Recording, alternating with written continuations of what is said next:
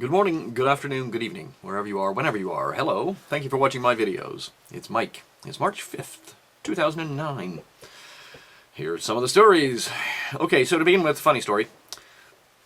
Gordon Ramsay, the infamous Gordon Ramsay, originally quite a hit over here with his kitchen nightmares and celebrity kitchen stuff and all kinds of wacky things like that. Basically, and of course in the States, kitchen nightmares and kitchen hell and hell on this is just kitchens from hell nonsense. It's quite popular, and some of his restaurants do quite well. Well, apparently they're not doing quite as well as he would hope. I can well imagine his commentary to his accountants. Basically, there's a story linked here. Gordon Ramsay's restaurant group has been forced to renegotiate a multi-million-pound loan after breaching agreements with its banks. Yeah. In this slowing economy, he's having difficulty getting people to actually turn up at his restaurants.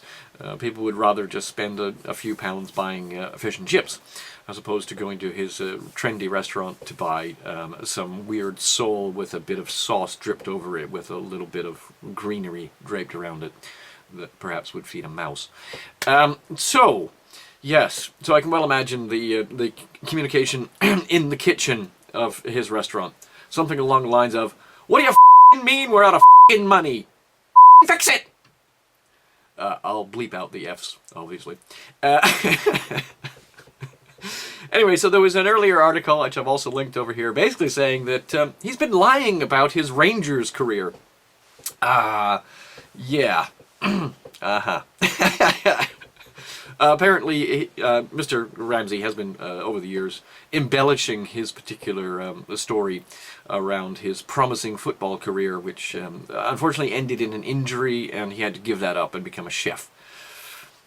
Apparently, he only ever really played in maybe 3 minor games that were just, trial games, and they weren't even real. And, yeah. And so I've linked an article from the News of the World this weekend, basically exposing the big lie. Of course, they're really playing up over here in the tabloids about Mr. Ramsay, because he's been getting up to some shenanigans with, allegedly getting up to shenanigans with his personal assistants. But we will probably never know the exact truth, but poor Mr. Ramsay. I guess he's going to have to make a few more celebrity television appearances so that he can recoup some of the money he's been losing at his restaurants. I may even have to close a few. Okay, so real news, Daily Telegraph today. Now the headline on the Telegraph today is not the same as what I've linked. It's the same article, but they slightly toned down the headline. Brown appeals for help to save the world. Okay, so Mr. Gordon Brown, speaking in Congress yesterday, gave a 50-minute speech. Was it 50 or 45 minutes? I don't know. His wife looked on anxiously from the sidelines. Blah, blah, blah, blah, blah. Basically saying, okay, well, yep. In case you hadn't known it, the whole world is in a mess. The financial crisis has captured the entire world. It's not just an American problem or a UK problem. It's everybody. And of course, this is pumping them up for the stuff they're trying to do at the G20 at the end of this month, beginning of the next month. And they're just trying to get everybody riled up and say, yeah, we'll just sign on to whatever you suggest, Mr. Brown. You are the leader. And he's obviously angling for world leader position. So I can hear the calls now. It's not Big Brother, BB, BB, BB. It's Gordon Brown, GB, GB, GB. At the rallies. And we can all hate someone. Most likely the Iranian president. That seems to be the common hate this week. So anyway, I've linked a couple of articles. I also linked the text of the speech. So if you're interested in speech writing and how to deliver decent speeches, he's a good example. He's not great. He's not as good as Obama. Obama is a fantastic orator. Gordon Brown is pretty good. But anyway, of course, part of that was he at the end of it, he goes back and looks at FDR's New Deal and his speeches. And of course, he actually made reference to the speech that they only, you can only fear itself. And I seem to recall I mentioned that would start popping up back in my predictions video, but never mind. And of course, Mr. Gordon Brown, at the end of this article, he told the BBC the idea that somehow this is a British problem, that was a British government mistake. Actually, what happened is that round the world, as everybody understands, the whole global financial system seized up. Yeah, that is not the problem. But that's the problem they're going to pump out there. And of course, the real problem are the derivatives underneath, which is what caused the financial system to seize up. But they're not going to tell us the truth, are they? Why would they want to do that? If they told us it was all these derivatives and greedy people basically gambling their life away, and the government letting them get away with it, so that in the end, when it all fell apart like a house of cards, taking down the entire global financial system, of course they're not going to mention any of that. I've linked a couple of articles from the Financial Times today about derivatives and CDOs, CDS, and CLO, which is actually quite an interesting read if you want to understand about derivatives and where they're going and what potentially may happen, particularly if there is yet more bailouts to come, which I suspect there are. Okay, a couple of other points. At least 20 dead in Mexican prison riot. Okay, so they're rioting inside the prisons now at the border between the States and Mexico, which is not a very good sign at all. Now, as soon as this pops up, hello computer. There we go. At least 20 inmates died inside the high-security area of a prison in the border city of Ciudad Juarez. I guess that's how it's pronounced. Yesterday, in what looks to have been a massacre carried out by members of one gang against rivals. Okay, so the gangs are actually starting to go completely mental inside the prisons. It's very good. And they're basically called up the army, and the army is actually standing outside the prison, making sure none of these prisoners get out.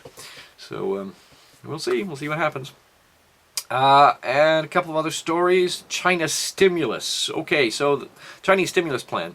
There's been rumors that have been pushing up the price of commodities and hoping that the new Chinese stimulus plan would include, greater investment in infrastructure. But it apparently turns out to be less infrastructure and more about getting people to actually spend money inside China.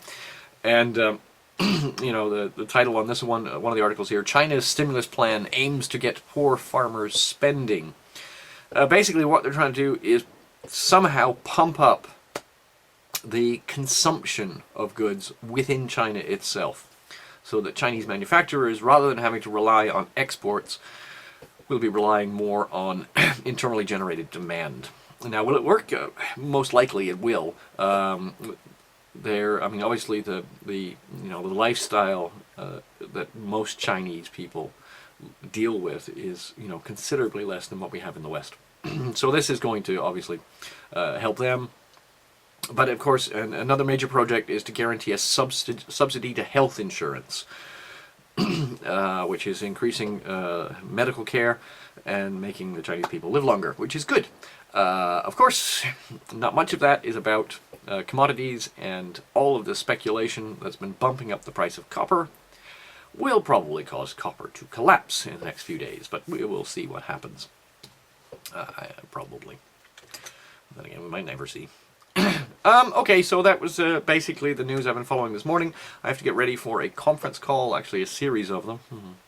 I have a conference call this afternoon, and then this evening, very late, I'm speaking with a company in Canada.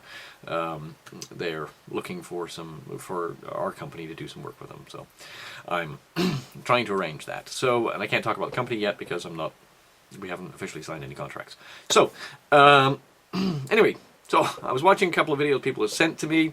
One of them about the New Hampshire rally yesterday outside of the legislature in New Hampshire, and I was watching that, and partway through I found it quite funny.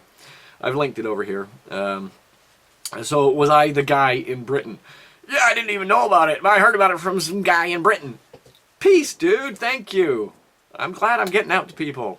I, of course, am still monitoring what's happening with the various states, but nothing remarkable has sort of popped up yet, so that's why I've been quiet on that one. But I am still watching it. It's just, you never know.